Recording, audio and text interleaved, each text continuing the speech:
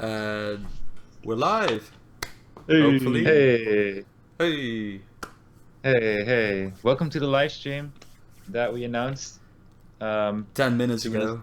2 minutes ago. Wait, maybe I should open the chat here. It's working. We Oh we're crap, do we have a VPN on? Oh shit. do you have VPN on? No. Well, Okay. so this live stream first going to collect some viewers because we haven't really announced this beforehand. But we're in China again, the two of us, and Eric is hosting the stream again, like always. I think this is the second or third time that we streamed from China. The third time already. Third time, yeah, Yeah, yeah. right? Whoa. Yeah. Watching the first match Yeah, production. well, exactly, yeah. I'm very curious. That was the last time we streamed. Was it 2 weeks ago? Last time we streamed was 2 weeks ago. Oh, we have Oh, to we streamed say from... sorry, guys. We didn't live stream on our YouTube format 2 weeks ago, but we did live stream from Facebook. Oh, yeah, we at tried Computex. Yeah. And that went pretty. That's alright, but not too many people because I think Timing. the time zone, Yeah. the timing was bad. Yeah, exactly. I think we streamed at like 3 p.m. Taiwan time, which is in the morning for Europe and in the middle of the night for US. Which was no good. And it was also, I think it was on a Wednesday. Yeah, Wednesday on or Thursday, yeah. And then we tried to stream like very early morning, like Yep. 9.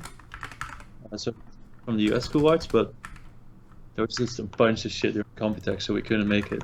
Yeah, which kind of sucks for the total stream, but the stream itself was fun to do like always. I And think there's no there- choice also. And it was also uploaded to Facebook itself, right? So people Yeah, exactly. can still watch it. Yeah. So I'm putting everything on social now also. It's really annoying how YouTube doesn't update the stupid picture. Yep. But we have 3 watches already, so that's a big thing. Okay, yeah, go. Just send out the tweet. The YouTube one's gonna look really ugly. Thankfully, that doesn't matter too much, I hope. Nah. Can I just open the chat microphone? You have VPN on? Hello, Thomas. So Nice to see you again. I think you're always here. this Hey, Roy. So we're just gonna kill a little bit of time while we're collecting, while we're still posting on social and getting some more viewers before we get started with the program. No connection. I think there's one thing we can already talk about Hey, Brex. is about we bought a new smartphone Right. in China. But we bought a smartphone, not just a smartphone. No, we bought a smartphone from Little Rice, or Chinese Xiaomi. Well, show me the phone. Ah. Show me what?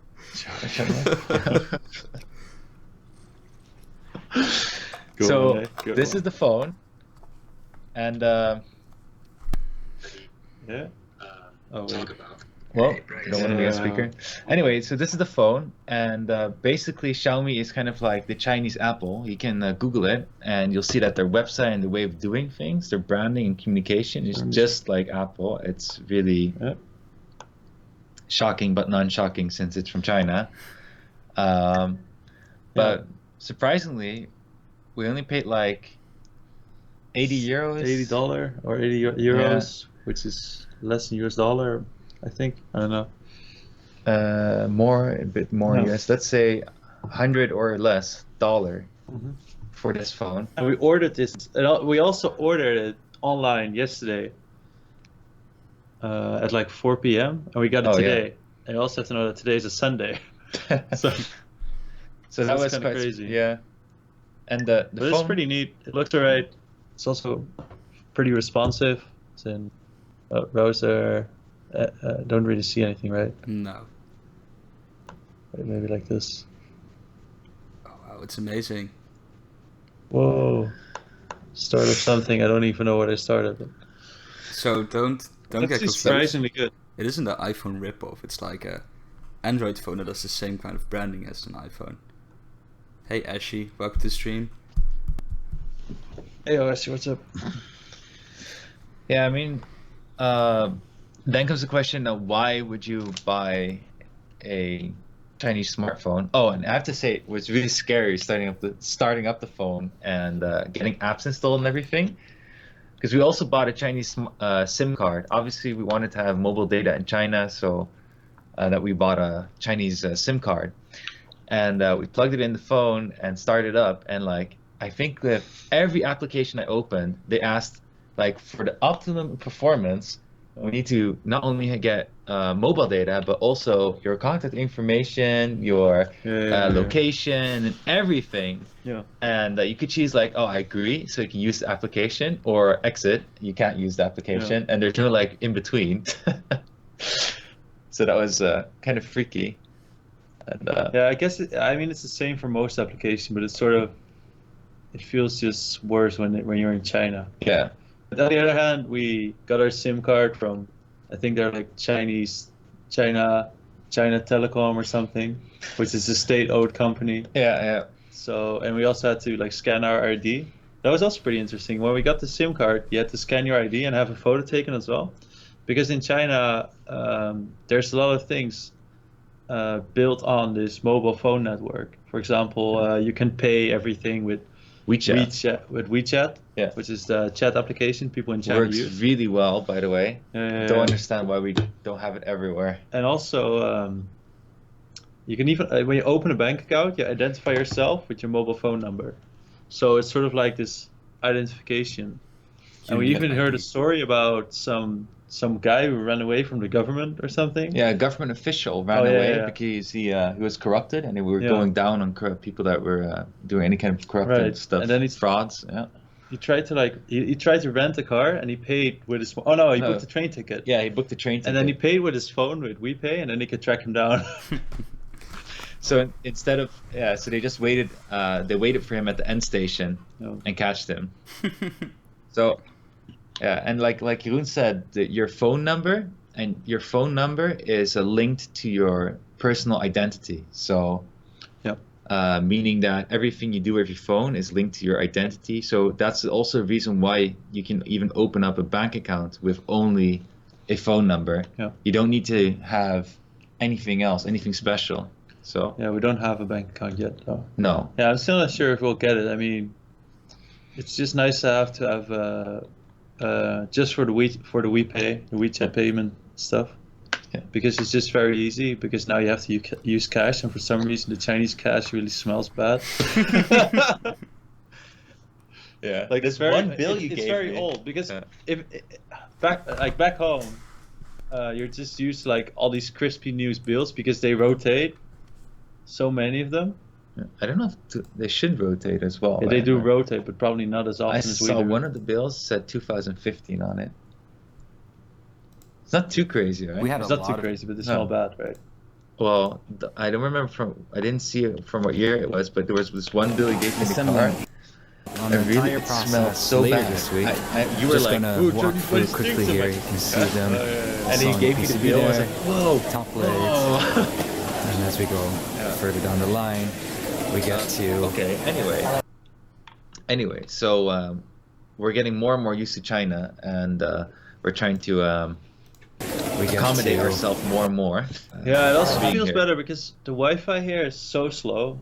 In general, in the factory and then also in the hotel, so any work you want to get done is just painstakingly slow, and it's also it's very irritating, and also just you're just so used to having mobile data all the time. Yeah. Even in Taiwan or back in Holland, that I also feel very limited. Even walking around here with no mobile data connection feels sort of scary. Yeah. So yeah, definitely better. So they're traveling with new phones and not making keyboards. Yeah, we don't do keyboards anymore. We decided it's not cool anymore. Eric, we can hear that. Yeah, I was watching YouTube videos.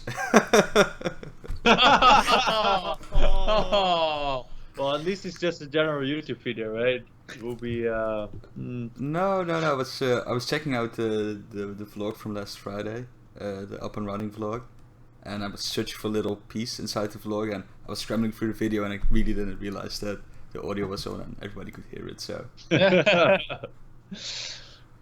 Okay, so Well, let's start with get this- yeah, let's just get the stream started. Honestly, I need to take the other grab the other sketch in front of me because the one on my phone is wrong now. Because there are a couple things. Hey, it's not there. Well, the first thing is, when will the Wooting 1 arrive? Yes. So this whole week we still have a production going. And let me start from last Wednesday. Wednesday we started the production again. And if you follow the vlogs, then you know that we were at Computex in the meanwhile. So Wednesday we started again. Bit of a slow start, I have to say, because there's still some hiccups on the way that can be done faster. But in general, when we compare to previous production, Pretty much the only question that matters. Oh. Yeah, true. Well, when we compared to the previous production, it's keywords go through, and they're finally, and with relieved heart, we can say, okay, we have final keyboards, and there's no bullshit going on. Yeah. And that is really, really big relief. So we only. We're just still now that the keyboards actually go through. That we don't. We're still just sort of figuring out like how do we set up the process to be as fast as possible, because there's still a difference between getting the right 50 keywords through and then scaling it to 1,000. That's what we worked on last week, and especially yesterday and the day before, we made some pretty big breakthroughs in that. Yeah. So that's why tomorrow is going to be like from 8 in the morning. They're just going to start the whole day and hopefully be able to make, what are they aiming for in a day, like 200? Should be, a little bit, be. about 200, it should be. So they already assembled a lot of keyboards over the last couple of days when we were they have boxes full of them now. So they only need to go for the tests, and then they're done. And we're quite vigorous. And packaging, of course. Packaging. Oh yeah, and packaging. Which is also surprising. Like packaging, for manufacturing, is just such a huge step. Yeah. Because it's where the final checks get done, the final things get cleaned, and then you have to like fold the boxes and put it all in, make sure it's ready for transportation. Because the whole operation is bigger than you would think. Definitely. So we'll be showing that, of course, on the vlog as well. Yeah. Just haven't started yet the packaging part. So. Yeah. So then this whole week production, and then it should be all done, and it goes onto an airplane to our fulfillment centers, and then it's sent out. And again, this becomes a guessing game. So today it's 18th, and then if you're like extremely lucky and everything is smooth, maybe you'll have it within June. That's how I want to put it. Yeah. I think that the biggest bottleneck we have now, and the biggest unknown factor, is customs. Like, we are prepared for everything, but you never know what customs gonna do. So, for example, there's another.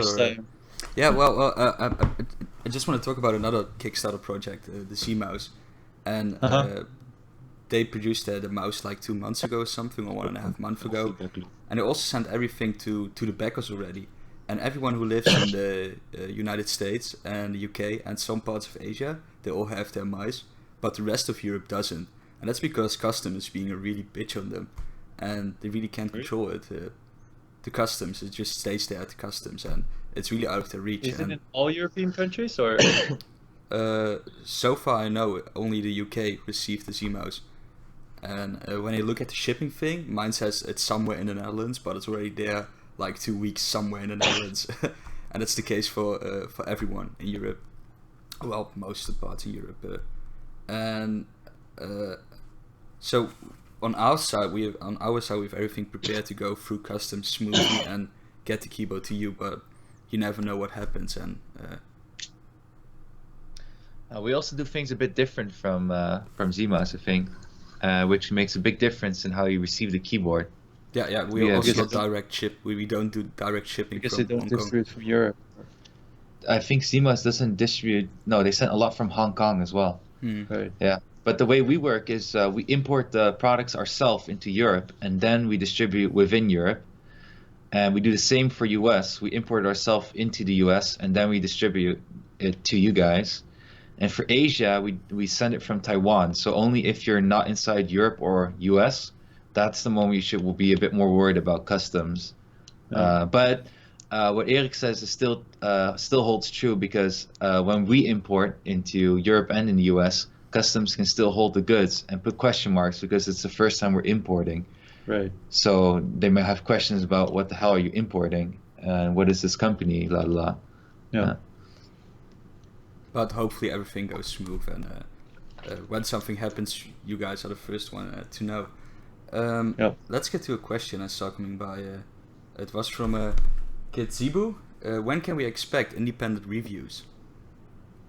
Oh, for reviews, is it kind of? There are a couple of reviewers that have the keyboard now, and we put a date on when they can actually release a review, because we want you guys to have the keyboard first, at least have some kind of time frame wherein most of you guys can have the keyboard first before you see any reviews coming online. So after you've received the keyboard, which probably beginning July, you'll start seeing some reviews come up. And at that same time, when keyboards are going to you guys, we also have some keyboards going to some YouTubers and other reviewers, so they can also start working on it. Yeah. And those reviewers don't have date, you said, right? Yeah, but I don't want to give the specific date, because maybe we have a big delay. I want to change the date. Yeah. Another question from Ashi. Will you also provide tax invoices for customs? Well, that depends on Czech Republic. It's still within Europe, right? Yeah. Or am I totally wrong on that? No. Yeah. So you don't have any problem. Anything that goes within Europe, European Union, within the European Union, you're fine, because it's already imported at that point. So you don't need to have any shouldn't have any custom issue. No. And those were the questions. We never fill in papers like regular keyboard. We never fill in the papers like it's a regular keyboard. It's an analog keyboard. Ooh. No. Carla's intense sense of humor today. So that's amazing. So when everything, like all the sound, everything goes smooth, you guys have the keyboards before July, end of June, and else will be like really early in July, because we're flying by plane, and the keyboards are flying by plane. That's pretty neat. I really want to jump to the next topic, but I kind of realized we forgot one topic we didn't discuss yet right before the stream. It's E3. Can you say hello? Sorry? The E3. Why was there a winning one at the E3?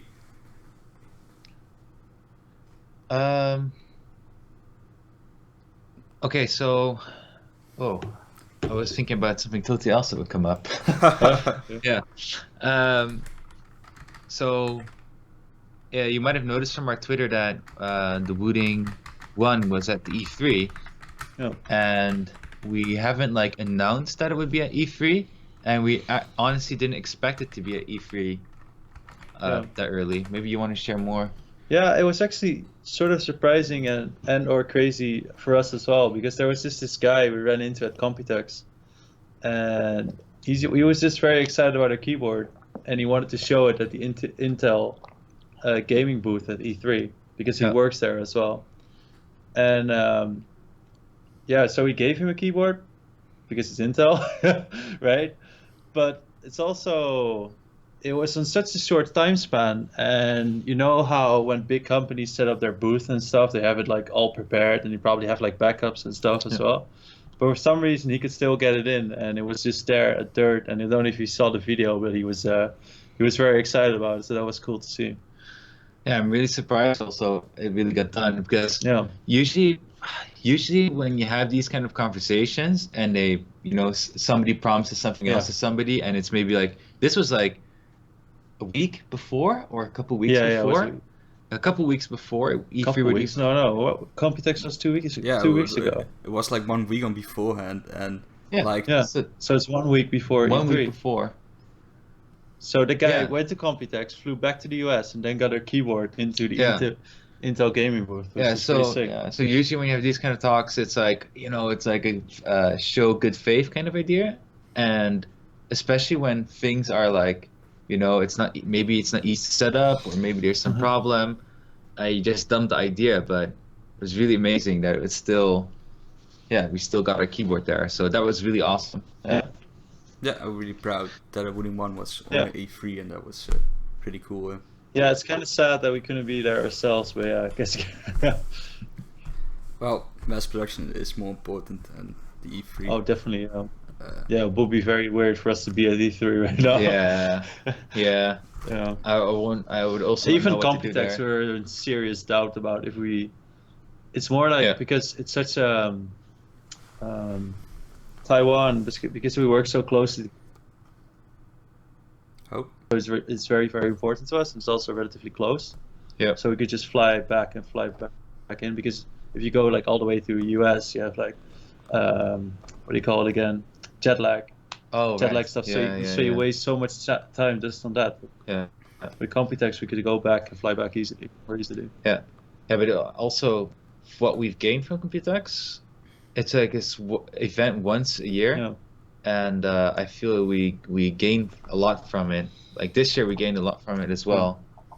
Yeah, it was, especially because last year it was sort of, it was just right during the Kickstarter as well. That's when it started becoming more serious. And then during Computex itself, you can also notice that the attention got more.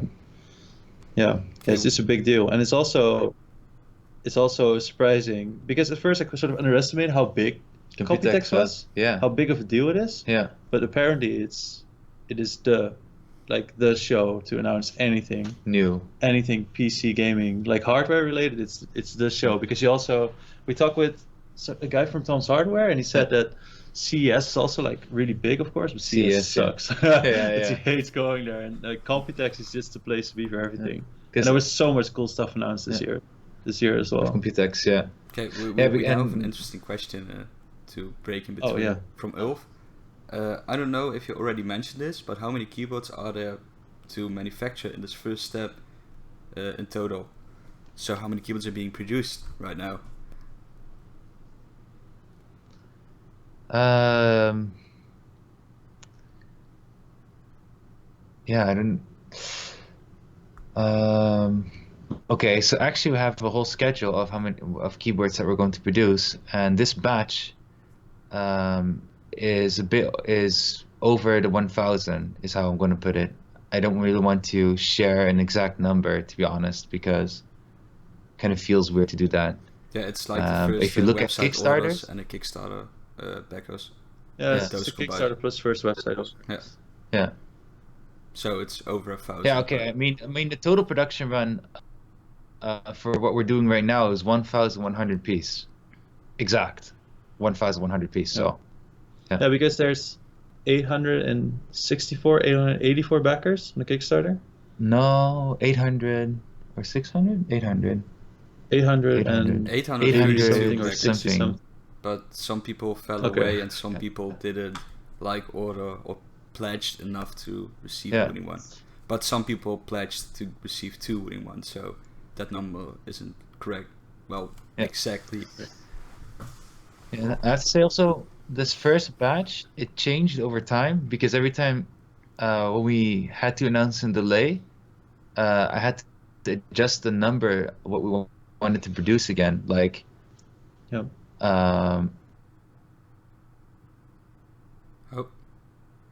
that was the end of Skype. And it's not possible. China conversation. Well, that was a stream. Bye, guys. Yeah, well, let me see if I can get. Ik zei het Engels. Let me see if I can get Calder and Jeroen back.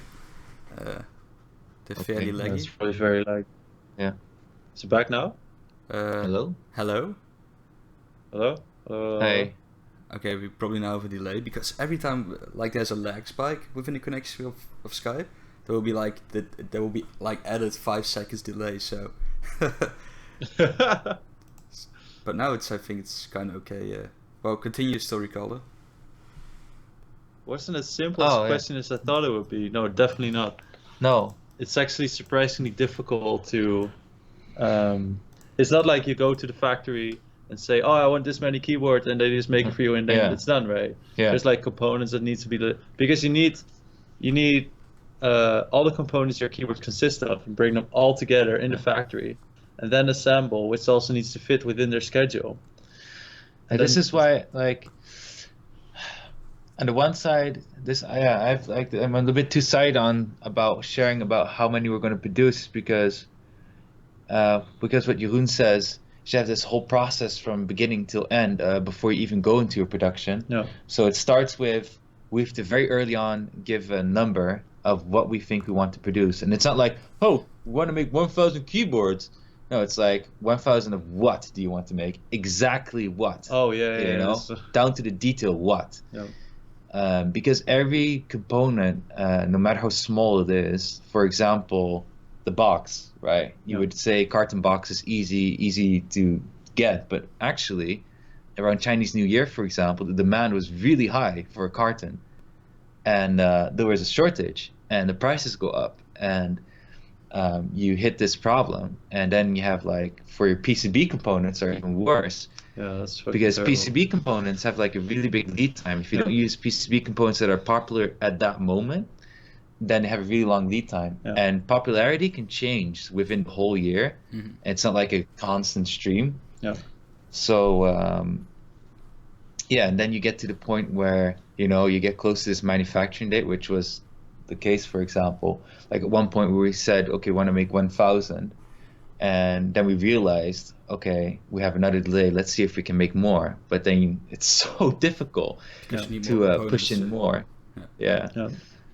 Because this procurement for all these components started on very early. And then you just have everything on stock. And we've had the components for this production on stock now for...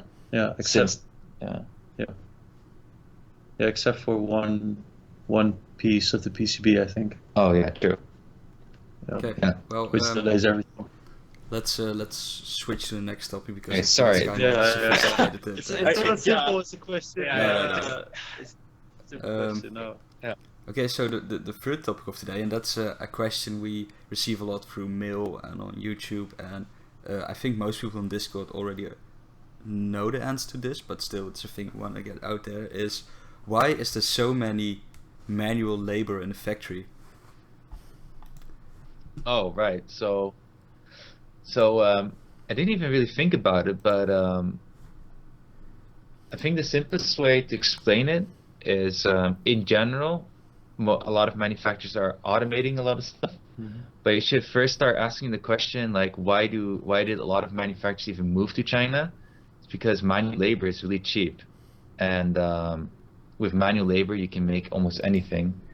I'm just going to start from that standpoint. So that's where it starts, and then over time things change. And in China it's changing a lot now too.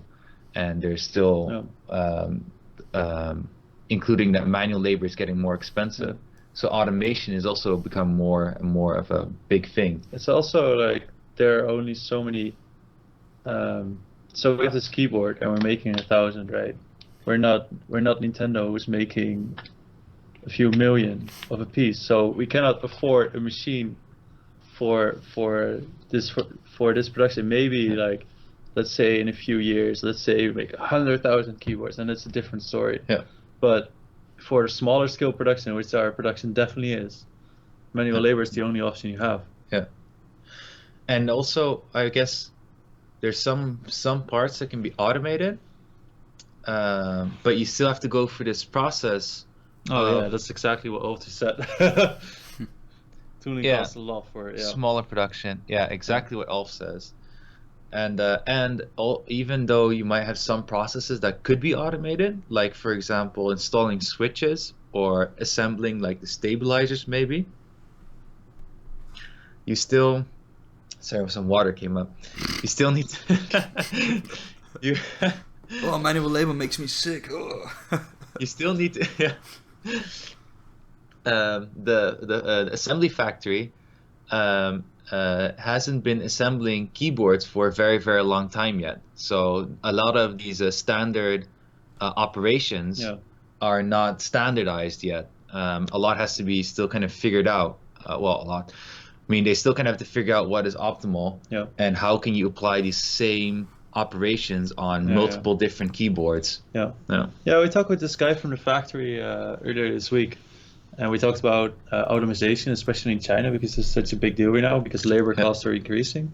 And he said that there are so many factories where you can just go to, you can show them your production line, they analyze it, and they'll see what they can automate. And he said they can automate anything, but everything has a price. Yeah. And then it's just a matter of, is it worth it, yes or no? Yeah. So, in short, in the future, and we'll see. Ever tried keyboard we'll see with what happens. port adapter? In the future, and we'll see what happens. You'll see our keyboards being assembled automatically or automated. So you'll see more automation. Definitely some steps. Yeah, hopefully. I don't know when in the future, but it's definitely going to be there. So, and there will be vlogs about it, obviously. Yeah. Okay, we have a question from the best road talk in Europe, Free Roam. Did you guys ever try the keyboard with a PS2 port adapter? Oh right, I did. Okay, I did on my PC, and it doesn't work. Oh yeah, I still have to figure out why, right? Yeah, yeah. Okay, so we can say right now it doesn't work? Right now it doesn't work. I don't know why, because I haven't looked into PS2 yet, so I don't know. I can't really say anything about it. Yeah. But I'll definitely look into it. It's on our open backlog topic. Somewhere. Yeah. So that answers, I think, the question also about the label and mass production. If any of you guys have any question about the mass production, follow up on the PS2 port. I think it has to do with how our keyboard, as you might know, our keyboard is like a keyboard, Xbox controller, and upcoming gamepad as well. So I think it has something, because I know the USB to PS2 adapters are not like passive adapters. They're something that actually transforms the signal. So it might have something to do with how it just, it's not a standard keyboard. That's But that's also coming, so that might work, because we also, for example, in some older BIOSes you cannot use this whole NKRO we have. So you need like the older standard keyboard mode as well, which is something we're implementing right now. So maybe that will work with the PS2 adapter. Oh, when you just roll it in that mode. Yeah. Oh, right. Okay, so this is a topic that will be coming back. Yeah. For sure. Well, shall we jump to the next topic? This time we're not gonna talk about gaming news. Well, we're gonna talk about gaming news, but not in the sense of which we're looking at an article. Machine. Because the E3 was last week, and a lot of cool new games were announced there, and some games that were already announced, or there were like rumors that the games were in production, came up with some gameplay images and stuff. And we kind of made a top 5 of games we were sort of excited about. Not all of them, but I think we have a story on each of those games. So that's what we're going to jump into now. And if you guys have any questions about mass production, just keep them coming. No. Let's see. Need this screen. Okay, so the first one that me personally is really excited about is God of War. The new God of War for the PlayStation 4.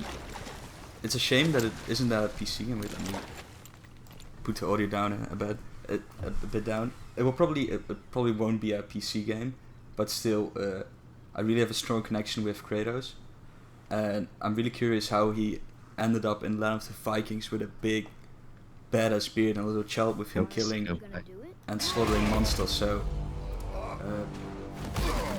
Yeah, well, that's something I'm personally excited about. The next thing we have is Far Cry 5. To be honest, I can't say anything positive about Far Cry. And I've never finished a Far Cry game. I think I played them all, and the only Far Cry game I finished was like Far Cry 1 and Far Cry 2, 3 and 4. Like, they're all amazing games, and when you start them up, it's like really great, really nice environment, and everything looks beautiful. The gameplay's really spot on, but the thing I hate about Far Cry games, it's a sandbox game. So you just go to a big zone, you finish all the quests there, do all the objectives, hunt all the animals, and then go to the next zone and start over again. And it's exactly the same. And that's a thing that really gets me bored quite fast, and that's why I never with every finish it. Far Cry game. Yeah. No, in the beginning, Far Cry was one of the. The first one was I pretty. remember.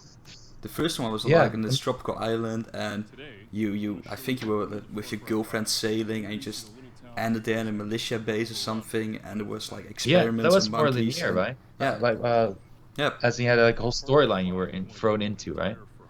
That was really cool. It was at that completely time. in the era. And yes, I think since Far Cry 2 they have like the sandbox setting, and it's a pretty popular setting, and I think it also complements the whole Far Cry world, because Far Cry is about exploring, discovering new stuff, but for me the gameplay gets boring really fast. But what I really like about Far Cry 5 is the setting, because the setting is in America, in the United States, and I don't know, I really want to play it, but I know for Yeah, one what is this? fact... What is the story about? Is it just general U.S.? Was there something?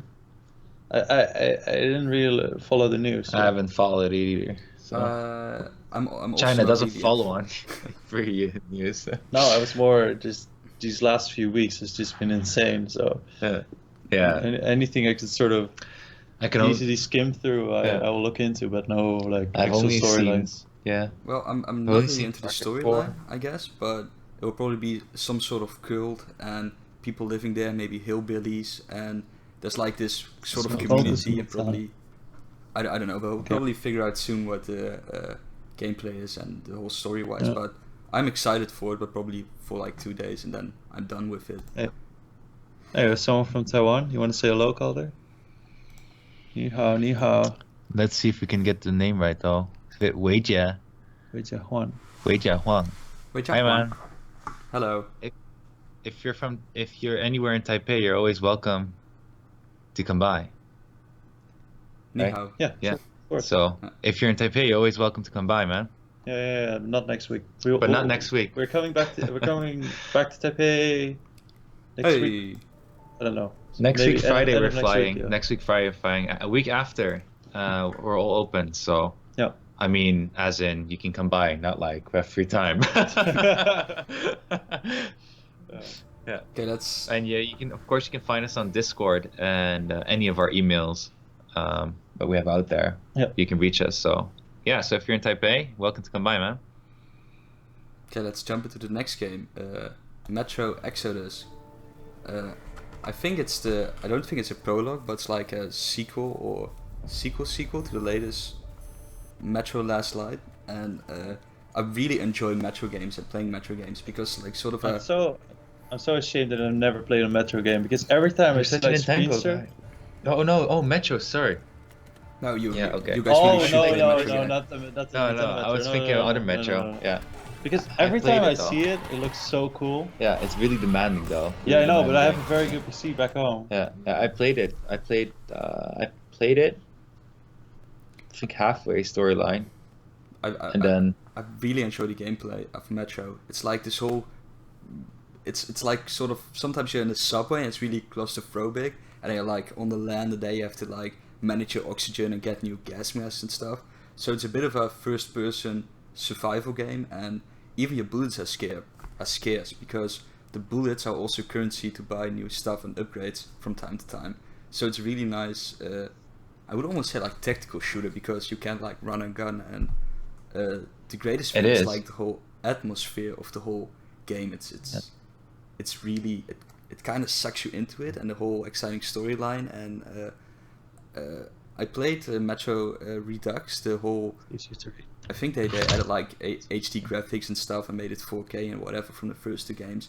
But it's really nice to play them with Wooting 1 because you're a bit more immersed to the game because the analog in the game works pretty well.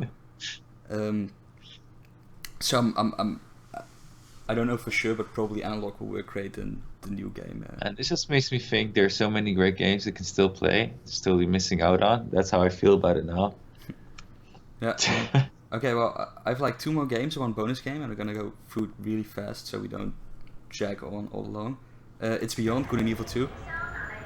Everybody can remember the first game, Beyond Good and Evil. I think it was released on the PlayStation 1.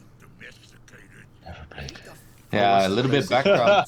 A little bit of background. Everyone who played on the PlayStation probably never did. So. No, it also came out on the PC. It's also on the PC. I saw it on Steam. Oh, I never played it, but I was also a PlayStation person, so.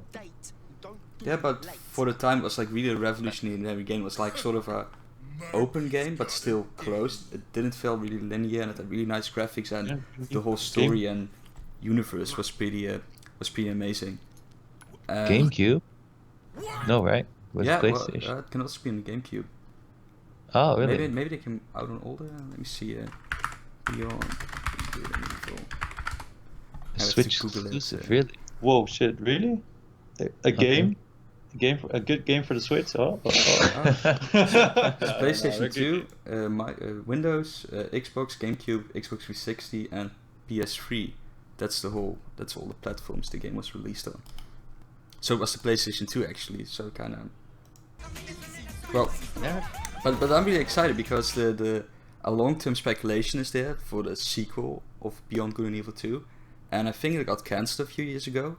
But now they are back and they announced Beyond Good and Evil 2, but it's a prequel to the first game, and it kind of makes sense. So you get a bit more background story from all the characters. So that's pretty neat. And the last thing I heard about the game is that it's still in very early production, or development. So it will take at least like 2-3 years before we ever see the day of light. Set the table for a snake. Eric, wasn't there anything from what's the name of those guys again? From the Witcher guys, Red Wolf. The Witcher guy. Oh, no, no. Red Project or something. CD Projekt Red. No. CD Projekt Red. Yeah. No. Of course, the next big game. Well, maybe they were free. I don't know. I kind of missed it. But the thing is, the game Gwent. The card game they made based on the Witcher universe. I think it's now but there were some leaks or something, right? Or there was a hack. Yeah, there was a hack, and like a lot of concept stuff from the Cyberpunk 2077 got stolen, I guess.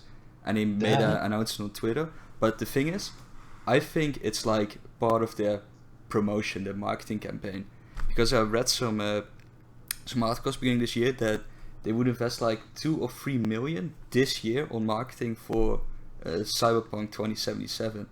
So they have like a marketing campaign for this year, and those guys are so big. It's a lot of money. So I think that's like the start of the marketing campaign, because the internet was completely hyped for, oh shit, it's leaked. Where is it? We need to find it. And so maybe they made like this big ARG. Because in the end, nothing happened, right? Yeah, because the Cyberpunk thing, I always have like this hack feeling or cyber stuff with it. So maybe it's like a big ARG that people have to follow and delve into and search for clues, and who knows, but maybe it's a legit hack. I don't know. This game Vampire. Well, I really what surprised me is that. Hello. Continue, Jeroen. Oh, okay. What surprised? I thought we were dropping again. What surprised me is that I watched the trailer again, and the trailer's like 3 years old now. Is it 2 or 3 years old? Yeah. It's a teaser trailer. It's from 2013, so it's like 4 years. 13. 4 years. But it's really. And since then, no news, right? Well, no news at all. Or? There was a little bit of news here and there, but not like big or everything. It was like the 2 lead developers. Sometimes they have like these, I know, presentations. Oh, actually, somewhere I should know. No. Yeah. Really nice trailer, really got me hyped, so I can't wait for the final for the game. So those were the 5 games I wanted to show. I kind of skipped on Vampire because that's like more of a personal story. But there is like one game, the Dragon Ball Fighter Z, and that's sort of a bonus game. Like everyone is a Dragon Ball Z fan, right? And everyone is like a Dragon Ball Z fighting game fan, right? They're really fun. It's just unbelievable how many there are. Yeah, there's so many. Everyone is a fan, but this is like a new one, you know, a new Dragon Ball Z, and I think it's like the same as every other Dragon Ball Z, you know, just like a really nice fighting game, and it probably won't have an esports scene because I don't think any Dragon Ball Z game has an esports game. It's not solid enough. No, but still it's really cool because like a childhood supremacy or something, like a vision, like fighting and Kamehameha and doing all this stuff, and yeah. But I remember the first time they implemented some decent flying mechanics in the fighting system. That was so great. Which is really cool. That felt really cool. Yeah. but it's just like in GTA, the first time you could fly was like, whoa! And it's not that I'm like really. I really don't want to play this game because I'm not that excited for another Dragon Ball Z game because there's so many games out there that maybe do it even better than this one, and I don't know anything about the game. But the thing what I wanted to point out is like one dream or idea we once had with the Wooting 1 was like, how cool would it be if you have a fighting game and the harder or faster you press down a key, the harder you punch, so the more damage you do to your opponent. How cool would that be for a game made for analog keyboards or I analog know what's devices? going through your mind now. And I don't know if it's possible or whatever, but it's really cool, and I really like the idea. And it's like, oh, they battle against each other with the keyboards, and it's like, oh, Kamehameha! That's just the thing I'm waiting for. Eric's childhood fantasy is coming true. Find some decent Kamehamehas. No, that's really cool. Okay, that was all E3 topic. So now we have this one more thing, I think, right? It's about showcasing, and instead of showcasing a game this time, we're going to show a bit more about how. Sorry. I will introduce the part, but first there's like another question from Freeworm. So what games would you like to see supporting natively? Chat is a bit behind on our Star side. Citizen, and not just upcoming titles, but existing ones too. The Wooting support list. Well, we want every game to have like analog support because that would be that would be like the coolest thing, and if you have like reasonable. with a reasonable thing. And I think Star Citizen is a really nice example because there you have like these big aircrafts or spaceships flying through space and some space floating around in your jumpsuit and some walking through like these big stations. I think because Star Citizen has such extensive Game Pass support, and it implemented Xinput so well, you don't really need to have native support anymore, really, unless you just want to make the whole setup easier for a newcomer. But well, I think if you're going to really play Star Citizen, you're in for one hell of a ride anyway. Yeah, exactly. If you're going to play Star Citizen, you're not going to cry about putting like assigning some buttons on a keyboard. Yeah. And I think it's like a really slim chance that developers will revise old games so they have like native analog support and for Wooting 1 whatever, because it's pretty costly, because you know there's nothing to get for the developers besides more analog support, so it will probably be rare cases where older games will get updated for analog support. But a thing I really want to see in like from every game developer from now on is the thing that Overwatch implemented, and that's where you can turn off the Xbox control visuals on screen, so you don't see the X and the R2 button on your screen, and you just can see like keyboard bindings. And which you'll be showing in a couple minutes. All right. Well, I showed that. I didn't prepare for it, but I can show at the end of the stream, I guess. Okay, sure. Okay. I just wanted to mention one game that I really wish would change their support in in a similar fashion as Ayak is explaining, is Rainbow Six. The Rainbow. What's the name of it again? Siege. Siege, yeah, Rainbow Six Siege, yeah, because it works, but for some strange reason, your mouse button clicks don't work when everything else works though. Oh, didn't they? They probably disabled it so you couldn't fire with the auto aim. Oh yeah.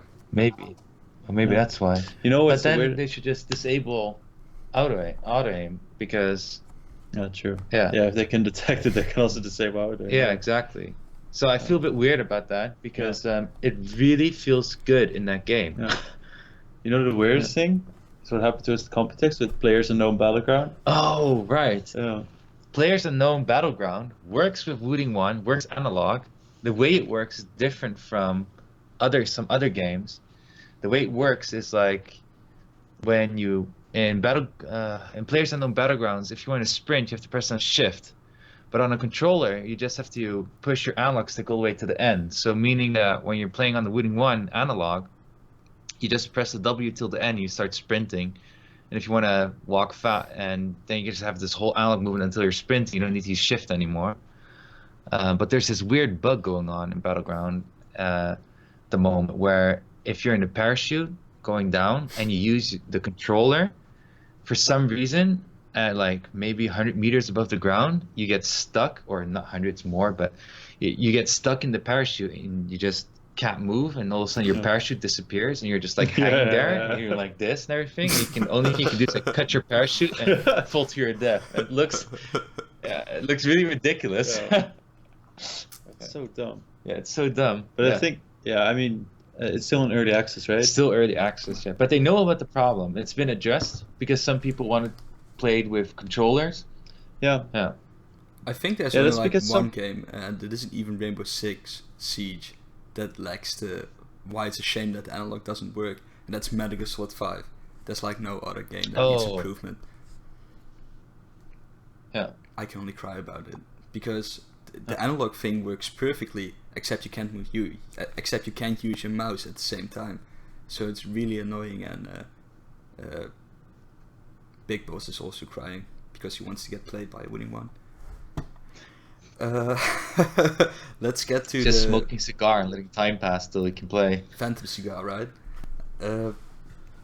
Okay, so today I wanted to show Dirt 4, but not like actually gameplay wise because I really suck at the game. But I really want to show the analog curve setup and a thing that Dirt 4 really does great in the menu settings. Okay, wait, let me see, how can I...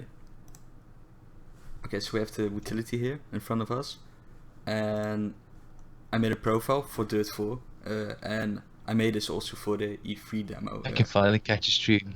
Hey guys, hey man, it's our number one, Mr. Quiz, I think, right? Isn't it? I'm not sure how to pronounce it. Yeah. Viazlan?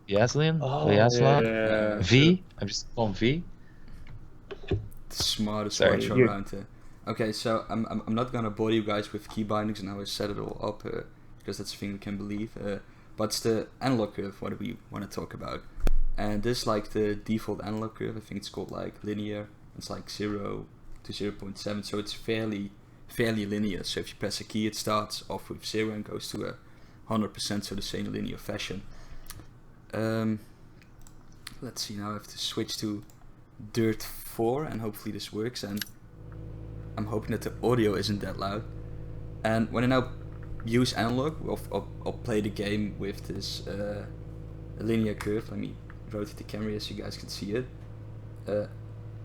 I now already have the key pressed in halfway, so it starts really late, and now I'm almost at the end, and now it starts driving. And then when I push it all the way down the end, and I think I have like 1 of 5 millimeters left. Wait, what I'm saying, like 0.5 millimeters left. Then I'm at the end, and so analog works great in the game, but this curve doesn't make sense because I'm missing the complete beginning of the whole of the switch range, so to say. So if we go to the options menu and we go to the input devices, here's a thing where you can even test how it works and the sensitivity. So now when I press W really slightly, you can see that the throttle starts at 3% and then goes up to the 6, 7, 8, 9, 10, 11, 12. And so it responds really well in the game, but there's a really big dead zone. And now when we hit the, like, what is it, like 35%, you can see like the R2 or the RT trigger there. So it's like for driving when I bind it to my W. So it only starts activating when I at 37%, and it's like pressing down the key halfway. And luckily we have the utility where we can let me see, we can change it a little bit. Ik zat nog in die video te kijken. And so the first thing we're going to do is start with the beginning, because the beginning was a complete dead zone and we have to bump it up. So let's start by putting it like halfway, because it felt like I was pressing the key halfway. And let's see how it now responds in the game. Oh. Wait, did I press save the keyboard? Oh. Well, as you now notice, when I press the key slightly, it already starts driving. So this is pretty sweet. And I have a really nice range till the end. But I don't think it's perfect yet, because there's somewhere in the middle where I have like, not a dead zone, but where the key doesn't really do anything, because I want more control over my car. So then I will head back to the utility. Oh, my screen was kind of bad, sorry for that. So head back to the utility, to the analog profile.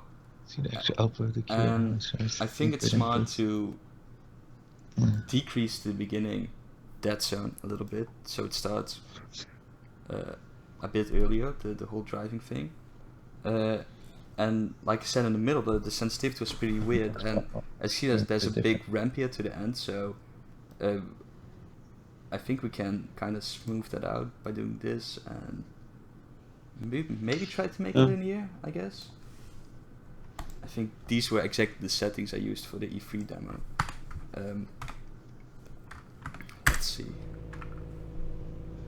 Yeah, Thomas says that there should be a view like this in the utility where you can see the actual output from the keyboard and how it's translated to gamepad input.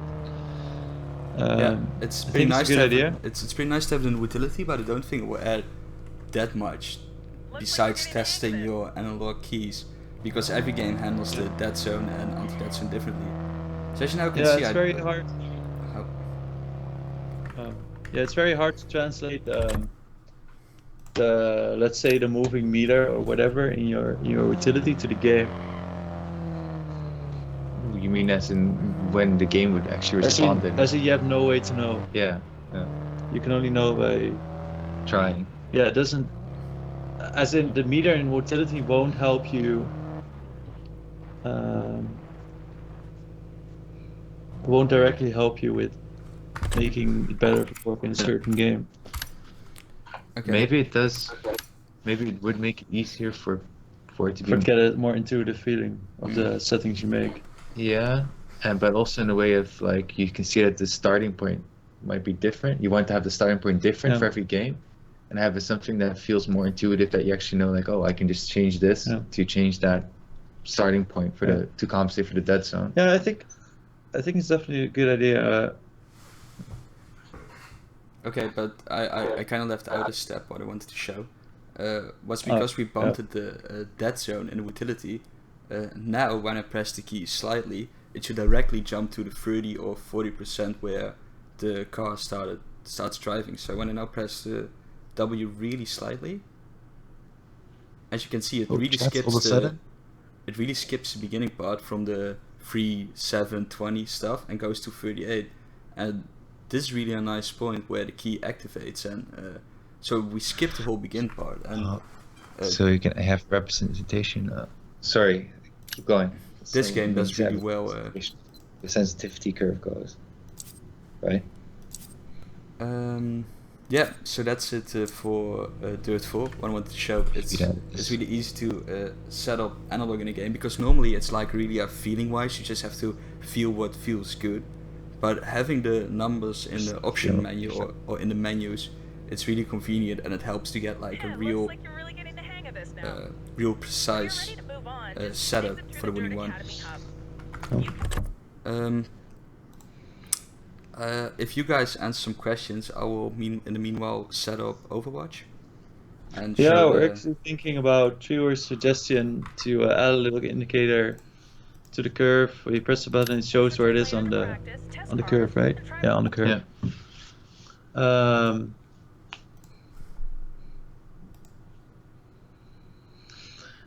Even if it would maybe. Yeah, I like that it's a very clean solution we can integrate within the curve. In the curve itself? Yeah. Because I don't like having like a separate meter or something, because it wouldn't really say anything. It cuts the graph into half, right?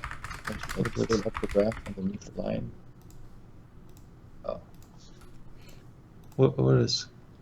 No, I mean it's about the representation. Oh, I can just imagine some sort of dot moving along the line. Yeah, yeah, okay. So what if it's instead of a dot, it just fills up the whole bottom area up until the line? So. Yeah, but that's more difficult to make. Okay. Oh. Yeah. I think we really need to work very hard on improving, because right now the analog curve, it's I don't know if you guys ever saw like what we used to have, which was just basically like Excel table of values, and now we have this curve. So for us, it becomes like more easier to change and try it out. But I think like for users who are not too familiar with the technology, it's just way too difficult to use right now, because you just have this graph, you don't really know what it translates to. But I don't think like having a meter per se is the best solution. I think like more of I'm still thinking about getting more of a sort of an intuitive about how you can sort of adjust it by translating your feelings to the curve. So it feels too slow, like you can just sort of press it more like, okay, it feels too slow, or it feels like a response too fast, or it feels like it ends too fast, and translate that to some sort of settings which are very, very easy to use, and all the technical details are sort of hidden. Yeah. So maybe. But if you want, you can also change the technical details. That's what we sort of want to aim for. But in that way, maybe you would have like, even if you do like slider style, the slider would just ask you a question. Yeah, that's what we used to have. Slow. Maybe it still does, and I'm not sure. No, now you have the 3 points, right? Yeah, we have the 3 points, but there's like a question mark, like a pop-up window next to the sliders. Oh, and I think it says like, if the beginning, it explains what it does. Yeah. But I think we can do. But then you don't want to show the graph, maybe. Well, the graph still feels. I think a graph good, itself is not wrong. It's not a good representation of the feeling, but it's just the best we can do right now, because it's the easiest, by far the easiest to implement well. And it's otherwise you get numbers as what else? Yeah. I think there are like multiple ways how to show it, but you don't want to like dumb it down. Keys. Yeah, the curve is the same for all keys. You can't change the curve per key, no. Is there a game profile sharing in the utility? No. There is game. There is profile sharing in the utility. Actually, it's very easy, and Eric can show it. Oh yeah. Have you shown it? I think we have. But this like this is still the. Let's leave it for the next stream, because here's still the crude version, and the crude version is okay. Wait until we have more beautiful version. Yeah. But profile sharing is as easy as that. You can just give a unique code. Yeah, you can just give a unique code to somebody for your profile. They just put it in the utility and load it, and they're done. Yeah, we want to aim for something like the serving sharing of Discord, if you're familiar with how that works. Oh, Vaslon says try looking at something like a simple view. Oh, right. Quinn is in the house. Yeah, we'll definitely look into the XMP view. Yeah, once we set up your first game, I think the curve graph will make more sense visually. Yeah, definitely. It's just something. That's why I'm saying, like, for us it works because we're so used to it. But I'm just scared that if somebody doesn't really, if somebody doesn't really understand the whole concept, which is actually surprisingly difficult. You don't really know a lot about it. Yeah. And then you have like this curve and you don't really know what it means. Yeah, true. And then you have to translate to the game.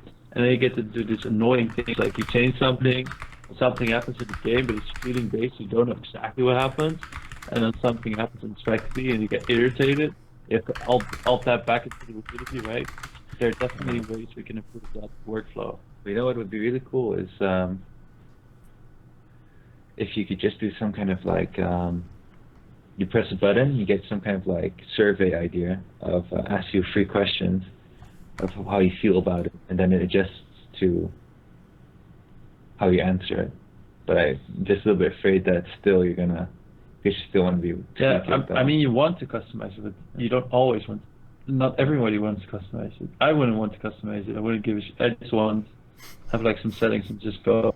And if I mean, of course. If it's not perfect and you get more usage, then you want to customize it. But the initial. But that's where you have like standard profiles for. Yeah, that's true. Yeah. Then it's just like, okay, I want it to be. I just linear. You start with always. Yeah. And most of the time, it's fine. Yeah. And but only that zone, like that beginning point. Yeah. That's the only one you have to adjust. But then you have a game like Overwatch where you have this insanely stupid. For some reason, okay. So how Overwatch works is that do you have like a? Okay, so Overwatch says like it starts very very late, and then it has like this very flat middle ground, and all of a sudden at the end it drops off again. Yeah. So it's very annoying to compensate against that with the keyboard. Or it's not annoying, but you just have to know how to compensate against that. Because once you do, it starts to make sense because you just do. I guess you just do it very. You just do it very slow. No, you do it very fast at the start because you use that zone to work against, and you make a long middle. And then you know what this comes down to? Is like for the user, they make a profile, and they make a profile for a game. Yeah. Type in the game name, and it automatically automatically get the right analog curve profile, for example. Oh, that's the goal. That's the goal, definitely. That's the only way you can make it easier without having the user to really do anything about it, I guess. Is Eric typing on the Wooter now? Sounds nice. Eric, just say yes. I was typing and teasing on the Wooting one with red switches in this case. I think for like 2 months, the last 2 months I only used a Wooting one with blue switches, and I really enjoyed it and I liked it. And somehow a Wooting one with red switches ended up on my desk last Monday, and now I'm typing red switch and I still like it and enjoy it. It's even better for analog gaming than the blue ones. And maybe like 3 or 4 preset buttons or for quick setup, so you can quickly set up. I think it's already there, sort of a few things. There are 3 presets at the moment. Yeah, but we There's can an aggressive, linear, and what's the other one? But we can make more I passive. think we have like an aggressive start and slow start or something. Yeah. But we can I add forgot the more, I name guess. for it. It's not a big deal. Wait, let me show Overwatch because I've set everything up here. Nice. Let's not play competitive. Let's go to the practice range. Maybe I'm gonna. Hanzo. Yeah. Hanzo. Also gonna turn on a little bit of sound because sound is nice. So the first thing, as you can see, if I just play analog, it's like always, it works pretty nice in the game. You can walk really slowly and you can run harder. An annoying thing is in the right bottom corner, because Hanzo on the Xbox, the skills are turned around, so it constantly flips and switches between it. That's really ugly. And another thing is the chat. As you can see, the chat goes bigger and smaller depending if you're on Xbox or on keyboard and mouse. And that's super annoying because you get like really all these, how do you say it, like prickles, these little things to you that really distract you from gaming. And a cool option on the controls and then controller advanced is this force keyboard / mouse user interface. You just click it on, and as you can see, I can move an analog and the interface stays as it was with a keyboard and mouse. and we are not sure why Blizzard implemented this in the game. We think because there are like some people that use an Xbox controller to move with the left analog stick and still use a mouse to aim on a PC. Yeah, I think now that I think about it more, I think it's probably because of the Steam controller. Because I can imagine like a company like Valve having influence enough with Blizzard to do something like this. Wait, what? It's moving in the chat, or What is moving in the chat? whoa. Whoa, What's happening? Sorry. What's Eric is saying we don't know why they changed the setting, and then I said, I think it might be because of the Steam controller, Right. because the Steam controller uses multiple inputs at the same time. Yeah. And Valve is a company that's big enough to have that influence. Yes. Yeah.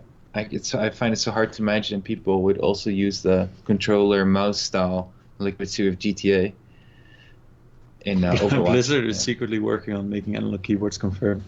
Yeah. Yeah, I cannot confirm or deny our involvement in that. Well, but coming to the question of free roam earlier, like what's the thing we would like to see in old games?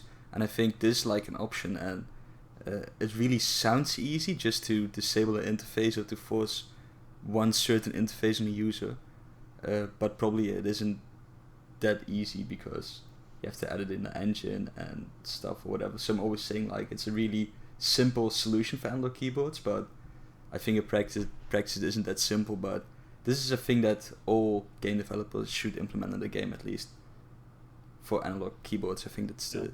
I think it's definitely getting more because Steam controllers is a thing. Yeah. Well, that's... Yeah, that's no, it. I was just thinking about and I was thinking about the Steam controller and what is the next step for the Steam controller. Steam keyboard, Steam analog keyboard. Yeah, well, because Steam controller is not how long ago that they really got it onto the market. Analog keyboard. Yeah, secretly. Well, in some way, the Steam controller is an analog keyboard because you can bind everything to the analog buttons, right, and stuff to the layers. So it sort of is a analog controller. Nah. The Steam controller. The Steam controller. The Steam controller is in some sort of way an analog keyboard, but then built. Do you ever into a use controller. it still, Eric, or no? Yeah. Yeah, I sometimes play Rocket League with it. Oh. It's not a good thing to say. And last stream I showed you guys Inside, right? The little game. I'm kind of getting out of focus. So I showed Inside, right? And that evening I continued playing the game and I really enjoyed it and I finished it evening. But I think for the last 2 hours I was kind of getting sort of like didn't feel like that I wanted to use the keyboard anymore, and then I also grabbed for the Steam controller, went full laid back and finished the game with Steam controller. Worked pretty nice. How big is the delay on our stream? That's really big. I think we see Far Cry now. Okay. It's like really big delay. Okay, but Steam controller is why I bought an actual trackball. I love the virtual ones that much. Oh wow. Yeah, some people are really doing cool stuff with the Steam controller, but Yeah. I want to try it sometimes. I saw that one of our beta testers also did something with the Steam controller, and it played like Imperial March with vibrating, so you can like put in a program, put it on your desk, Oh, and yeah, it goes. It's pretty cool. Once you're at the point doing that, then I'm wondering why you have a controller. No, but Steam controller in itself is really cool, though. From what they introduced, new things they've introduced to the controller, which is really cool. And I'm having this thing But now I for would like personally never really use it. 5 months, I guess, I don't or know maybe why. 6. So bad. And I never changed the batteries, and I think I use like once a week, so the batteries are also pretty durable. It doesn't consume that much power or something. It's really a nice device to have. Yeah. Okay. I think that's it for the stream today. there's another blog ready, no vlog ready. It will be uploaded. I will be uploading it right after the stream, so that's a thing you guys can look forward to. Yes. We have our week starts tomorrow again, so we're heading to bed. We'll be producing again. We'll be making a vlog, if I'm right, tomorrow again, so I think that one will come online on Tuesday. The live stream will be back in 2 weeks again, like always. Yes. And then we'll be back in... Some of you then have a Wooting One and can chat with a Wooting One. Oh, 2 weeks. Yes. Let's see. You said before July, when everything goes smooth. You can pick it up from our office. China? Well, I don't know if it's gonna be at that moment itself, but obviously we'll keep you guys up to date. And I do have to say sorry if we're not adequately keeping you guys up to date. It's just Yeah, I mean, I'm not really worried about people watching the stream. well, that's the thing I worry about. It's like if you don't watch the stream at all. Yeah. No, that's what I'm saying. Yeah. You I sorry mean, like people watching, but I'm not really worried about yeah, people watching. True. More Yeah. like Outside of people watching. Yeah. Either case, we're working on it. And wait, but a bunch of stuff coming in. oh, Yeah, it's like everybody came up with new version names for the future products. Okay. oh, let's first The receive the Wooting One. We're gonna call it the X Wooting 1X Xbox X. Okay, but everyone write these names That's down 4K, because maybe one of these names will come back in the NGS quiz. 4K. Hey, now Yeah. it's 8K, right? No, it's 4K 60 FPS. 60. 244 Just HD. like the demo they showed, right? With the racing. Yeah. What was it, Forza or Grid or something? For Forza. Grid? I think it was Forza, right? Like- Yeah, I mean you can make everything 4K if you just scale it, right? Otherwise, you know what? The most powerful console ever, Xbox One X. Otherwise, we should already make the Wooting prequel. Wooting prequel. Yeah. What? Xbox 360. Wooting One 360. No, just the. No. Anyway, Okay. It's time Yeah. for bed. Yeah. I'm Bye, quite everyone. pooped. Wait, there was one. Thanks for I think there was one like actual question Oh, that we okay. missed. What do you guys think about productivity use for the Wooting One? Like I don't know, modeling software. Maybe Photoshop. Oh, I would love to start seeing it being used for applications. I just don't know how it's going to be Well, implemented yet. I I think think with for- double keystroke it's gonna be interesting. Oh, double keystroke. But besides double keystroke, you can also download like plugins for Photoshop. Or you can even download like these X input plugins for Photoshop and even for CAD. I don't know which version again, but you can even like use Xbox controllers at this moment to use their analog capabilities to, for example, move slowly over a canvas with your own preferred speed, or twist a model in 3D, or bind whatever you want to those things, or make a brush bigger. So that's a thing where you can like lift on with the Wooting One, and hopefully one day some of our creative community will write their own plugins so that the Wooting One is compatible with a certain program. Yeah. Well, I'm in general very much looking forward to you guys having the keyboard and to see what comes out of it. Also, community-wise, we're very, very dependent on you guys to help us with starting with profile sharing. You know, starting with profile sharing and sharing experiences and show your voice and sharing stuff with people so we can get something more running. Because as you can imagine, for the three of us, it's very hard to manage that kind of stuff constantly. Yeah. So okay, anyway, that's a whole different topic. So we'll be back in 2 weeks again. Look forward to more vlogs. We need Wacom. Oh, There'll that's be the a- drawing tablet. Yeah, that's the drawing. That's Lightroom, is it? No. Lightroom is application for photo database stuff and quick corrections. Anyway, so we have a lot. There will be a update somewhere this week, probably, about the production by email. Fucking grillig echt hoor. Okay, well, bye guys. Okay. Thanks for watching. We really Now enjoyed it. Stop. It's Now you know it's time to stop. now it's time to stop. Bye guys. Bye bye.